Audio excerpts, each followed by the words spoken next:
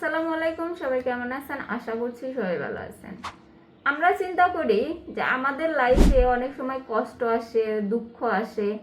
আমরা কিছু কিছু মানুষকে ব্লেম করি যে এই মানুষটা যদি না থাকতো আমার লাইফে এত কষ্ট থাকতো না, এই ঘটনাটা যদি না ঘটতো তাহলে আমার লাইফটা এরকম হতো না। আমরা এরকম অনেক সময় ব্লেম করি। আসলে কি আপনার লাইফটা, সেই মোড়টা, সেই মানুষটা, সেই পরিস্থিতিটা যদি না আসতো তাহলে আপনি বুঝতেই পারতেন না জীবনের মানে কি। অনেক সময় এই পরিস্থিতিগুলো, এই মানুষগুলো আপনাকে শিখায় অনেক কিছু।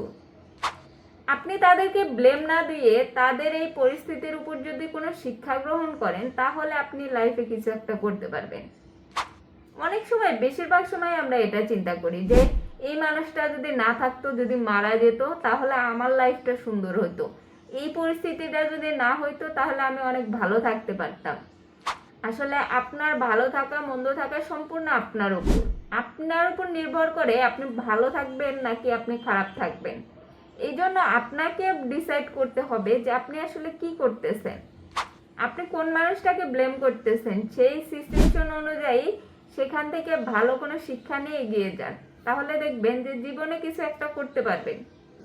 শুধু শুধু অন্যকে ব্লেম করা, এটা কখনো একজন মুসলমানের কাজ না।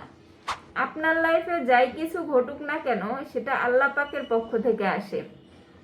আপনি সেটাকে কিভাবে কাটাবেন সেটা আপনার ব্যাপার। আপনি সেটা পজিটিভলি নেবেন নাকি নেগেটিভ দিক দেখবেন সেটা সম্পূর্ণ আপনার। এই জন্য জীবনে যাই ঘটুক না কেন সবসময় পজিটিভ থাকার চেষ্টা করবেন।